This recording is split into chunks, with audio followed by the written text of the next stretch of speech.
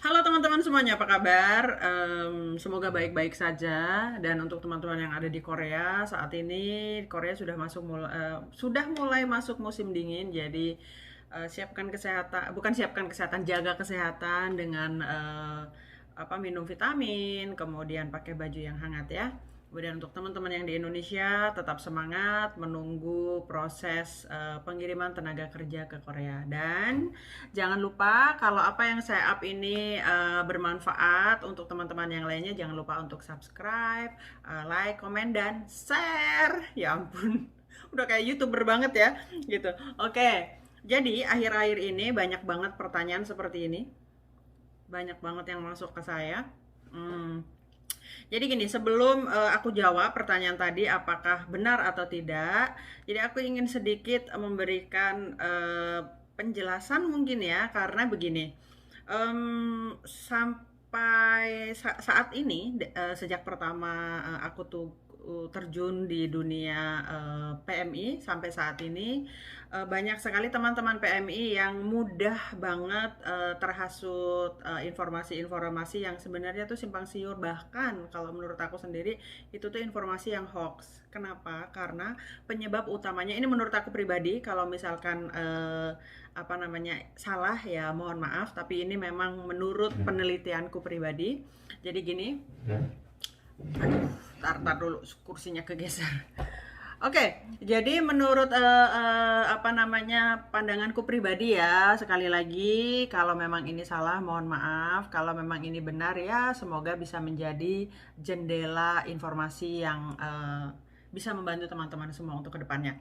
Oke, karena ketidaktahuan program G2G ini, banyak sekali teman-teman kita itu yang ketika mendapatkan informasi itu langsung geradak sana geradak sini, langsung umak sendiri kayak yang terjadi saat ini ya. Oke, jadi buat teman-teman semuanya kita sedikit belajar mengenai seperti apa sih sistem yang ada di balik program G2G ini. Karena kan selama ini teman-teman hanya tahu IPS, aku kerja ke Korea dikirim oleh BNP2 TKI atau BP2MI, terus sampai di Korea diterima oleh Kebis, terus di tengah-tengahnya tuh ada HRDK. Tetapi saya yakinnya teman-teman mungkin belum tahu fungsi dari lembaga-lembaga ini nih, apa fungsi mereka gitu ya. Jadi aku sedikit kasih ulasan. Oke. Pemerintah Korea melalui Depnakernya ini bekerja sama dengan beberapa negara lain, salah satunya adalah Indonesia. Saat ini ada 16 negara yang tergabung dalam program G2G, dan negara terakhir atau negara yang paling, bukan terakhir, negara yang paling muda yang tergabung di dalam program G2G ini adalah Laos. Ya baru 2 atau 3 tahun, mungkin sekarang sudah 4 tahun ya, karena waktu saya masih kerja dulu ya. Anyway, pokoknya mungkin sekitar 3-4 tahun terakhir Laos tuh baru gabung dengan program G2G. Oke, dari Depnaker Korea dengan Depnaker Indonesia melakukan kerjasama. Depnaker Korea adalah lembaga yang memberikan lowongan lapangan kerja terhadap beberapa negara, salah satunya adalah Indonesia. Kita bicara Korea dan Indonesia saja. Sementara Indonesia adalah negara yang akan menyiapkan tenaga kerja mereka untuk dikirim bekerja di Korea. Kedua Depnaker ini menunjuk lembaga lain untuk menjalankan program G2G.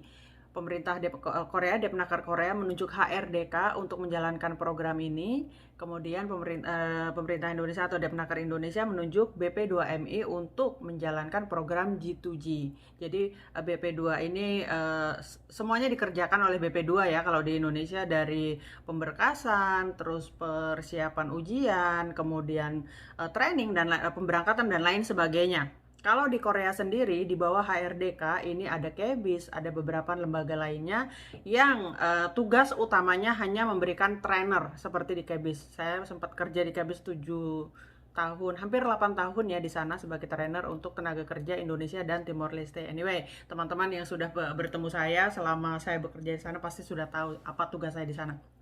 Oke, jadi yang punya wewenang penuh atas program G2G ini adalah Depnaker Korea. Kan ibaratnya tuh gini, Depnaker Korea ini adalah pemilik rumah, Depnaker Indonesia ini adalah tamu. Kita itu tamu untuk mereka, ya gitu ya teman-teman. Jadi kalau misalkan teman-teman paham sistem yang ada di dalamnya, ketika teman-teman mendengarkan informasi-informasi yang beredar seperti saat ini, teman-teman bisa langsung menyimpulkan, oh gue harus cari informasinya kemana gitu loh. Jadi jangan sampai, contoh kecilnya itu gini, teman-teman itu nyari informasi harga cabai, tapi nanyanya tuh ke penjual, misalkan yang nggak ada hubungan, kain yang nggak ada hubungannya sama sekali, nggak nyambung gitu loh. Yang informasi yang dicari adalah harga cabai, tapi nanyanya ke penjual kain, nggak paham dia gitu. Jadi setelah memahami apa sistem itu tadi, mudah-mudahan teman-teman kedepannya itu langsung bisa menyimpulkan, oh ketika ada isu seperti ini aku harus nanya kemana, oh kalau ada informasi seperti ini aku harus nanya kemana gitu. Karena banyak pertanyaan yang dikasih ke aku ya, ke WhatsApp terutama, ada yang telepon juga. Kalau aku lihat teman-teman itu menanyakan ke beberapa tempat yang mohon maaf banget dan aku nggak akan nyebut itu siapa, yang sebenarnya tuh dilihat dari backgroundnya, orang ini tidak tahu sama sekali mengenai program G2G gitu ya. Jadi untuk pertanyaan tadi, sebenarnya memang ada, tetapi tidak berlaku untuk teman-teman yang masuk ke Korea melalui program G2G. Jadi program re-entry yang sekarang ini apa sih, sedang beredar sangat, kalau menurut aku tuh mengganggu banget gitu loh. Mengganggunya tuh gini. Sebenarnya kalau misalkan teman-teman PMI paham apa namanya, sistem yang ada di dalam program G2G ini, mereka nggak perlu sepanik ini gitu loh. Saya paham teman-teman yang saat ini sedang menunggu program reentry, pengen banget segera terbang ke Korea, pengen banget segera kerja. Saya paham banget dengan itu semua, tetapi jangan langsung panik ketika mendengar informasi yang tidak tahu kejelasannya. Boleh senang, boleh mencari informasi, boleh, tapi yang penting itu kalau menurut aku tuh nanyanya tuh ke lembaga yang benar atau ke orang-orang yang memang apa namanya, paham dengan program ini gitu ya. Jangan seperti itu tadi, pengen nyari cabai nanyanya ke tukang kain, ya orang nyambung coy gitu kan. Nah, untuk calling visa itu sendiri, aku udah tanya melalui call center imigrasi ya, karena memang berhubungan ya visa ini.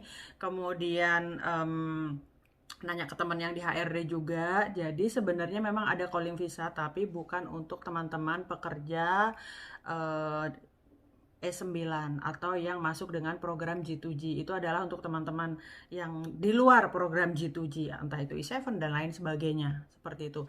Nah, banyak juga yang nanya gini, aku udah cross check ke imigrasi, aku udah cross check ke apa namanya, visa center yang di Jakarta. Terus mereka menyatakan, iya visa kamu udah ada, jadi kamu tinggal minta ke sajang kamu untuk ngurus ini semua. Sekali lagi aku tekankan, beda kalau imigrasi dengan visa center di Jakarta bukan tidak ada hubungannya sama sekali dengan program G2G, tetapi apa ya, izin kerjanya itu kan yang memberikan Depnaker Korea gitu loh. Jadi sekarang Depnaker Korea aja belum menerbitkan izin kerja untuk tenaga kerja asing dari Indonesia. Terus ada juga yang nanya, Bu, negara ini atau non negara ini sudah mengirimkan tenaga kerja mereka yang re-entry apa namanya, dengan program, bahasa simpelnya itu tanpa tes gitu ya, atau commit worker ya, atau dalam bahasa Koreanya 외국인 성실 근로자. Oke, kalau yang ini aku jawab.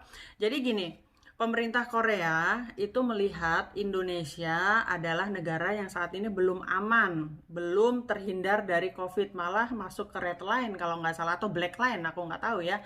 Memang ada beberapa negara itu yang sudah terbebas dari COVID atau tingkat pasien COVID-nya itu sudah rendah. Nah, negara-negara yang seperti ini pasti dilirik duluan untuk segera menyiapkan tenaga kerja mereka yang akan masuk dengan program re-entry tanpa tes. Sementara untuk Indonesia bisa dibilang masih jauh ya. Indonesia itu masih red line atau black line kalau nggak salah gitu ya. Jadi buat teman-teman semuanya, untuk masalah calling visa itu tadi memang benar ada, tapi bukan untuk bukan untuk teman-teman yang masuk dengan program G2G.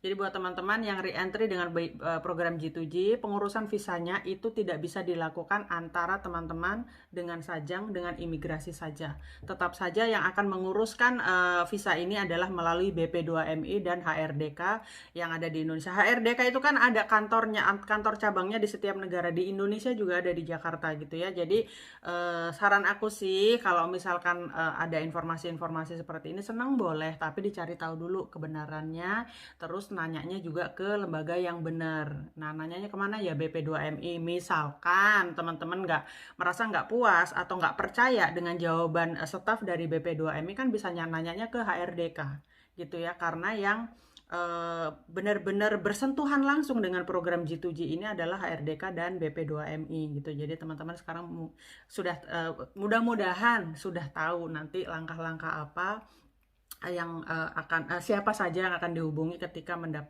mendapatkan informasi-informasi yang berhubungan dengan program G2G gitu ya. Terus banyak banget yang nanya kapan ada pemberangkatan tenaga kerja ke Korea.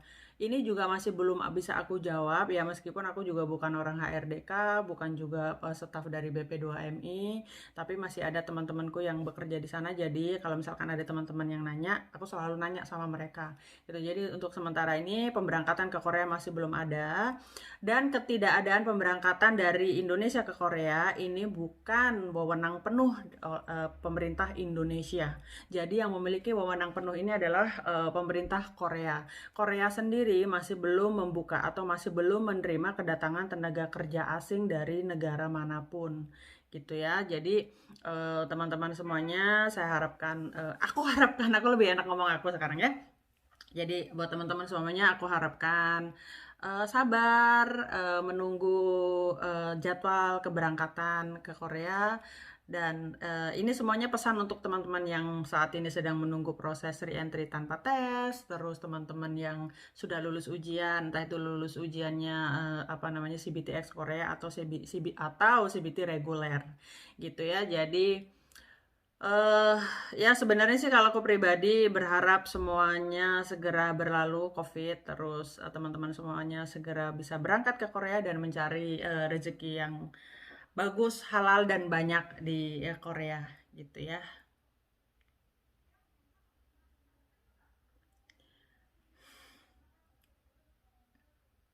Jadi mudah-mudahan apa yang sudah aku sampaikan ini bisa membantu menjawab unek-unek ataupun pertanyaan teman-teman semuanya. Jangan sampai salah informasi, jangan sampai salah menyebarkan informasi. Kalau misalkan memang sudah terlanjur salah mendengarkan informasi, cari lagi ke lembaga-lembaga yang memang berhubungan langsung dengan program G2G. Dan biasakan sebelum mengeser sesuatu, silahkan dicari kebenarannya dulu. Misalkan mendapatkan kabar dari si A, cari dulu informasinya sebelum menyebarkan gitu ya. Jadi benar apa enggaknya. Kalau memang sudah benar ya silahkan di-share, karena kita berbagi informasi itu kan bukan sesuatu yang salah. Yang salah adalah membagikan informasi yang salah gitu. Berbaginya sih nggak salah gitu loh, tapi yang jelas harus berbagi sesuatu yang benar. Jangan yang udah kita sendiri nggak paham apa yang kita share, kita nyuruh orang. Dengan men-share sesuatu itu kan kita secara tidak langsung kita menyuruh orang lain untuk menikmati sesuatu hal yang sebenarnya itu ambigu, nggak ada gitu loh. Kayak yang calling visa ini kan untuk program G2G bisa kita bilang nggak ada, meskipun ada untuk program yang lainnya. Oke, mungkin mudah-mudahan dengan informasi ini bisa membantu menjawab pertanyaan teman-teman semuanya. Sehat selalu untuk semuanya dan sampai ketemu di video selanjutnya. Salam panjang kemul.